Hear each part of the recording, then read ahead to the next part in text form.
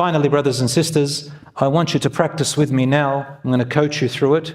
I want you to do a little thing with me, inshaAllah. I guarantee you, bi'idhnillah, that if you do it correctly, by Allah, whatever worry you have will either all go away or you will feel the heaviness of it decreased a lot. Are you ready? Let's give it a try, and you can practice this yourself, inshaAllah ta'ala. So there are 3 steps to it. Are you ready? If you want to close your eyes, you can do that if it works better for you. If not, just focus. This is how to relieve all your worries, your fears, and receive all your desires and prevent whatever you fear. Number 1, right now, I want you to identify something that you want or something that you want taken away.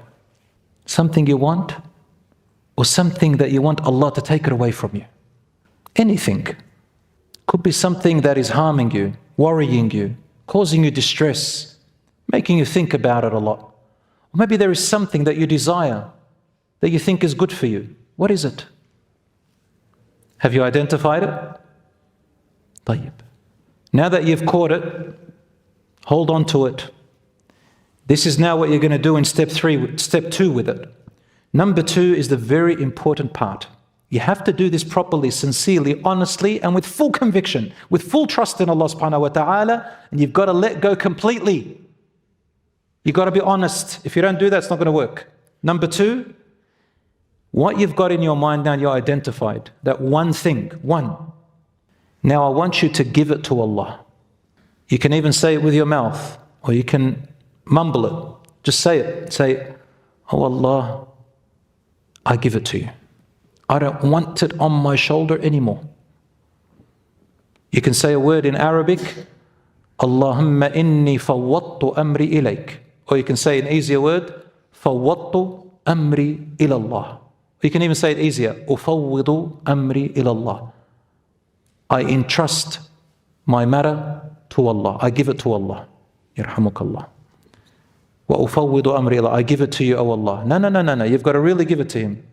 And you've got to give it to Allah in a sense like this. You are weak. You've lost all power. You don't know what to do. But you truly and honestly know that Allah will know what to do with it, and you don't care what He does with it, because you know that He truly and honestly and will have all the power and the knowledge to do the best for you with it, whether you know it or don't know it. Whether you expect it or don't expect it, you really have to let go of it, get rid of all your expectations and give it to Allah. Say, oh Allah, this is yours. I trust you to do anything that you know is good with it and guide me with it. Which means you have to accept in the long term whatever comes out. Ya Allah, I entrust you with it. I rely on you. I trust in you in every way with no doubt. And I am happy now. I know that it's now with you. If you've done it correctly, you should right now feel a little bit of heaviness off your shoulder. I give it to you, Ya Allah. Tawakkaltu alayk. I really entrust you, Ya Allah, with all my power, all my belief. Hasbi Allah. Allah is enough for me. I don't need anyone else.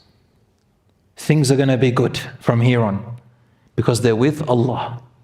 That's step number 2. Now step number 3. Now, whatever that is that you're thinking about, from here, you're going to carry out practical steps in doing what is within your power to receive it or deal with it. Now this third part, the shaitan will come to you and say, so what's the point of giving it to Allah if I have to do things? Why don't I just go about and do it?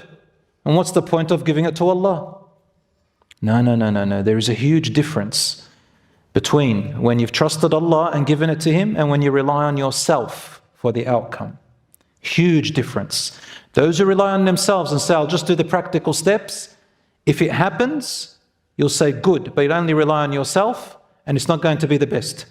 Or if it doesn't happen, you're going to probably fall into despair. No one else to hold on to. And you're probably going to think the worst.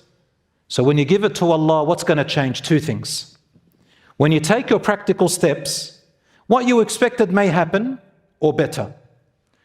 Or what you expected may not happen, but it's still going to be better. Because now, what you're going to do is that you're going to take those practical steps. Now, whatever outcome it is, it either will happen as you thought, and you say, Alhamdulillah. And if it doesn't happen, it will happen in the future. Or, if it never happens, know this. Because you gave it to Allah, Allah subhanahu wa ta'ala knows that what you wanted is not going to be good for you. How?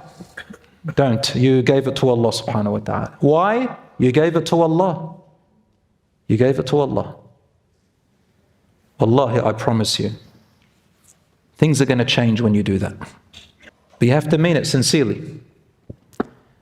Because Allah subhanahu wa ta'ala, He said, وَقُلِ ادْعُونِي أَسْتَجِبْ لَكُمْ, and say, call upon me, I will respond for you. For you. Lakum means for you. So what does that mean? And didn't say, I will give you. He said, I will respond. I will take action for you, meaning what is best for you. For your best interest. And astajib means I'll respond. There's a difference between I will give you exactly what you wanted, because that wouldn't be good. What do you and I know? Khalas, he gave it to Allah, trust Him. Do you trust me? Can you imagine somebody holding you at a cliff, say, do you trust me? Say yes, and he lets you go. Suddenly, you end up safe somehow. They've planned something for you, and He saved you from all the beasts that were up there. You may have gotten injured a little bit, but you survived. Maybe. Do you trust Allah? Khalas, give yourself to Him. Now do what you can, and let's see what happens, inshallah. Listen to me, brothers and sisters. If it was your provision, if it was money, if it was wealth that you were thinking about, for example, know this, that Allah subhanahu wa ta'ala promises in the Quran that no one will die until they have received all the provision which Allah had written for you. You have to have the abundance mindset that Allah subhanahu wa ta'ala has kept a share for you just like everyone else. And that just because there are wealthy people or advantaged people does not mean that you will not receive it. You have a share that can go around for everyone, you are one of them. And you will not die until you get it. That's in the Quran. If it is marriage, if it is sickness, if it is your children, if it is your parents, if it is your living status, whatever it is, anything, know that every single one of it is temporary. Yeah, the problem with us as humans, we look at things collectively, like as a whole. Like if there's a catastrophe, we look at like 1,000 people all together. But how do you know that each and every one of these 1,000 people, each one, Allah subhanahu wa ta'ala has already helped them out? They've gone, they've found an opening, another one's found an opening, another one Allah's feeding, another one Allah has exited. But because we think whole, like holistic, like the whole tribe, the whole village, but Allah subhanahu wa ta'ala helps each person individually. Think about every time you were stuck and Allah subhanahu wa ta'ala helped you out. Nothing stays forever. Insha'Allah. Are we done? Allah. So who's going to have a little khalwa with Allah tonight? 5 minutes, 10 minutes. The way I taught you, follow those 6 steps. 5 minutes, 10 minutes. Him to your brain. Inshallah. Have it regularly. May Allah subhanahu wa ta'ala protect your hearts and mine. May Allah subhanahu wa ta'ala open doors for you and relief for all of you. May Allah subhanahu wa ta'ala give you what your heart desires that is good for you, and keep away what is harmful to you. May Allah subhanahu wa ta'ala reward you and forgive your sins and mine. May Allah subhanahu wa ta'ala bestow His mercy upon all of us. هذا وصلى الله على نبينا محمد والحمد لله رب العالمين. A brother here is asking a question. The dua. When we make dua for something that we want, dua at-talab, dua of wanting something. The Prophet, peace be upon him, told us that one of 4 things will happen. Number 1, He gives you exactly what you asked. Number 2, He delays it until the right time. Number 3, instead of giving it to you, for whatever good reason, he replaces it by warding off a harm that he knew was coming your way. It could be the result of your action, it could be the result of someone else's action, whatever it is. Or number 4, he saves it up for you to give it to you in the hereafter. For a true believer, they love that last one.